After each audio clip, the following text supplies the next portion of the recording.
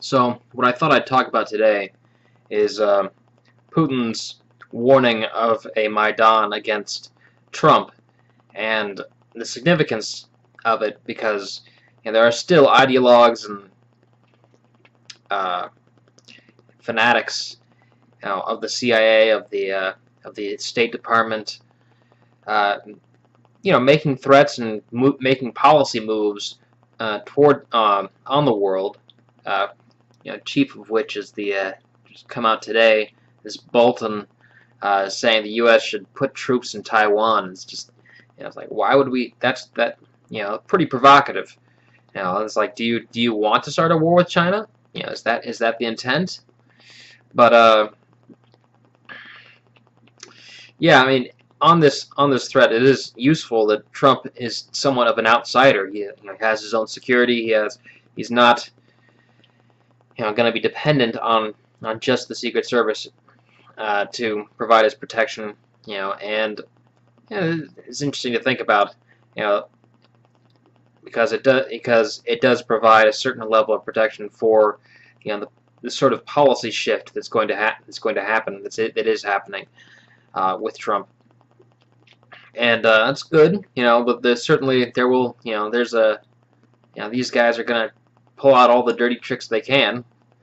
Although anyway, what else was I going to say? Oh, I was just going to comment on if there was some sort of all-out, no-holds-barred attack. That I think that what was funny to think about is that Trump could call on all these the militias and the right-wing gun ownership enthusiasts to protect him for sure. It's a funny thing to think about, even though of course you'd hope it should never come to that. There's the idea is that in the modern world there are 100 places to dispel that sort of violence and upheaval by words beforehand, before it gets to the point of that sort of violence. So that's what we should be doing. That's what that's what Trump is doing, and it is good but it's funny to think about. And then just what Russia and China are doing. China's making moves.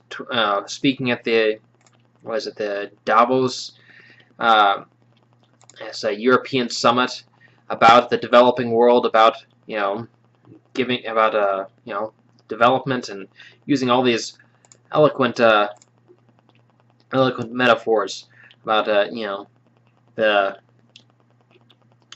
China using the soup of many.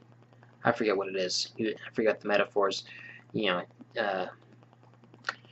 Soup with many ingredients, or there was there are metaphors. That'd be good to look into.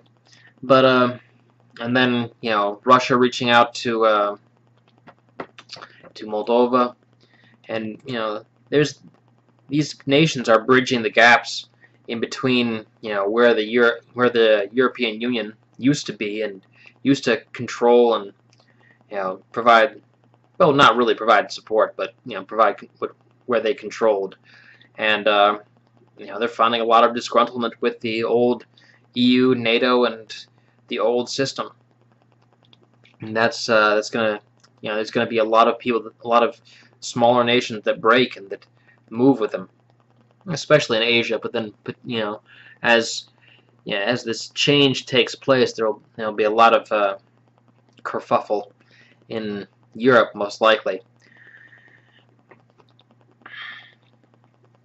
So I think that's what I had today. I didn't have much to talk about today.